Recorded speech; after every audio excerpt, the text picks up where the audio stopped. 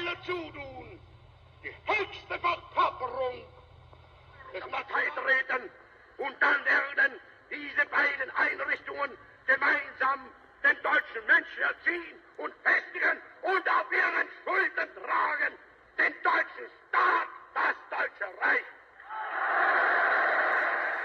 Und wir werden in unserem Zeichen wieder siegen.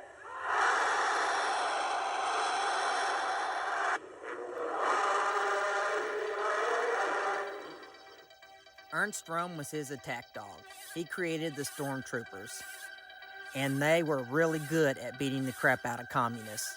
Ironically, Ernst Rohm was a flamboyant homosexual, a group Hitler would eventually target, but Hitler overlooked this for now because Rohm was great at killing commies.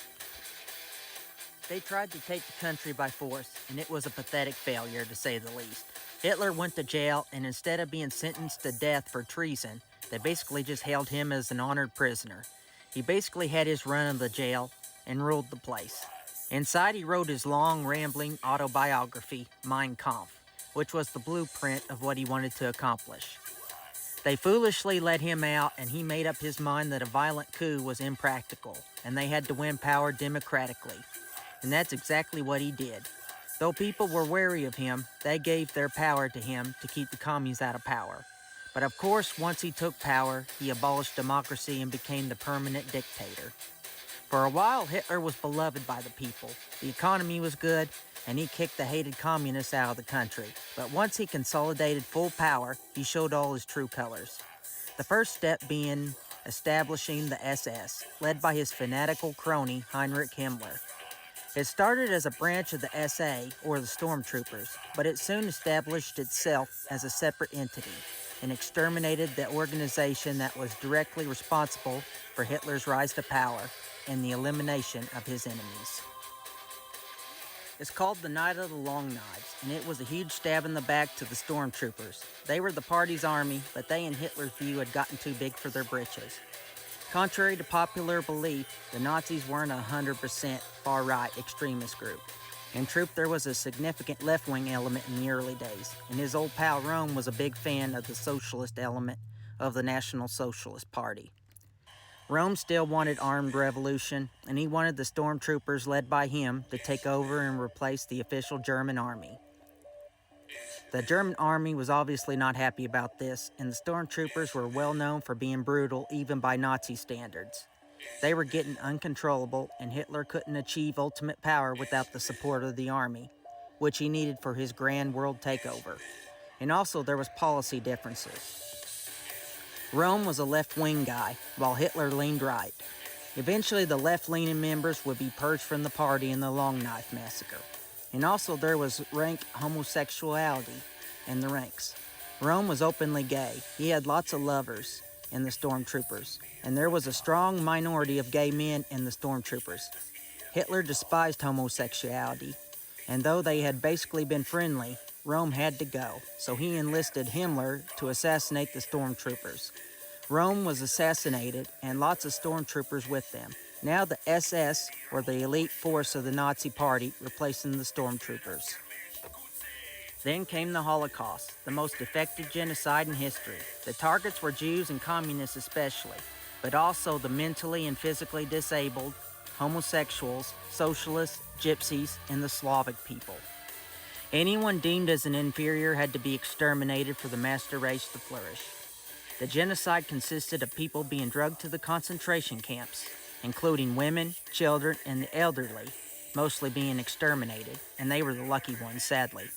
Usually by mass shootings or by being gassed to death, where the people were sent to special chambers expecting to be taken a shower, but what came down was murderous gas instead. Then the able-bodied men were allowed to live a miserable existence that made the black experience in the slave days look like a holiday. The men were basically worked till they died, either of starvation, untreated disease, or even just from being worked to death. Others were experimented on by Nazi doctors like Joseph Mengele. In the end, over 6 million Jews alone were exterminated. Then there was the war front. Hitler's grand plan was to invade Russia, whom Hitler considered to be inferior peoples, and other lands, rid it of undesirables, and use it for Lebensraum, or living space, for the future Aryan race to colonize, kind of like we stole America from the Indians. Things looked promising at first. Hitler plunged the world into the most bloody war in history, now known as World War II.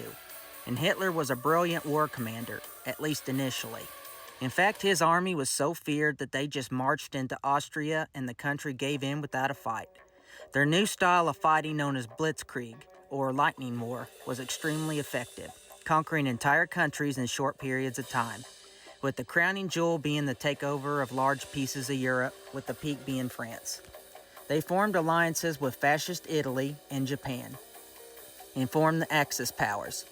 Hitler wanted to ally with the British, whom Hitler considered fellow Aryans, but they refused and became huge enemies instead. They shocked the world by forming a peace treaty with their greatest enemies, Joseph Stalin and the Communist Soviet Union.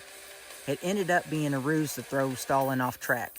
And another callous, cold-blooded move, after their peace treaty, Hitler got cocky. He was well on his way to conquering Britain. He was literally on top of the world, winning the war almost unopposed, and was well on his way to his goal of world domination. But then he got cocky, making the mistake that guys often do after a long winning streak.